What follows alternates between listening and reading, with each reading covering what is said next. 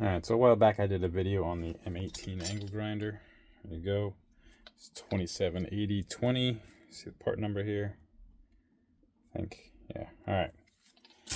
Anyway, somebody complained that it was too hard to watch. Somebody else complained that I didn't show them how to take the blade off, even though it was an install, not a deinstall. Whatever, we'll just do it again. Alright? So let's set this up. Here's your grinder. Before you do this, you should take your battery off.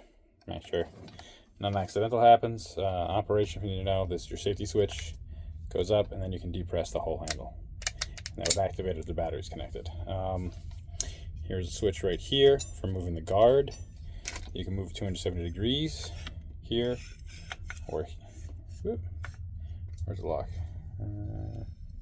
So your maximum is here, or all the way down to here. It's not going to do it. But anywhere beyond that, can't lock it in place anywhere in here. Whole idea is to keep sparks and everything from coming back to the person operating it. It's not for rose protection. All right. So this wheel right here, this is how it holds on. This is a retaining wheel. You use a spanner wrench. That's what these holes here are for.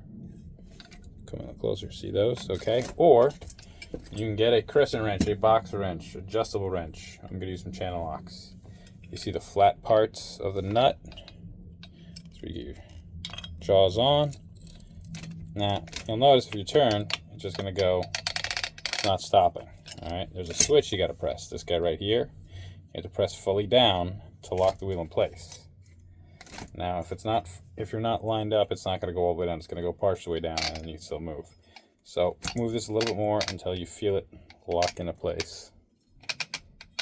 There it is. There we go. And you'll feel, if you're pushing the button as you're moving this, at some point you'll feel it go down a little bit further. That's when you're really locked in place. You know, it can't go anywhere. Okay. So back to the wrench. Retaining nut. Just crack the nut. Loosen up. There you go. Do it by hand. The sides of this, you see this texture. This is what's called a thumb wheel. So you just use your thumb once it's loose. Take that off. There you go. Some little retaining thing. I don't know what this is. Anyway, here's your blade. There's a diamond blade specifically for cutting tile. Alright.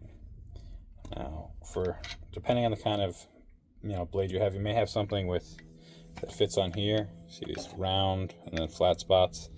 I don't, so put this back on. It's just a little adapter. Make sure it's fully down. So you have this slightly raised. Kind of dark. There you go. See that little lip there? That's enough for the blade. So the blade fully fits on there. If your blade is not tightened, it can come flying off or start wobbling and break and cause the user, and anybody else in the vicinity a lot of pain. So put that down. Put this little brass looking thing here. That just goes in this space at the bottom of this. Alright, thread that back on there. Just thumb it hand tight till it starts moving around on its own, and then back to the button again. Okay? Press your button. Alright, I can't do it by hand anymore. Now I'm going to do the final torquing. Because again, what happens if this is loose? This can come flying off or break, and you are going to get hurt, or anybody standing nearby. Alright, now that's fully in there. This is back out. See that gap? And you're ready to rock and roll. Pop a battery on, and there you go. Let's see if we got a battery around here somewhere. I don't have a battery on this side of the shop. It's okay. I think you can handle that part on your own. All right, good luck.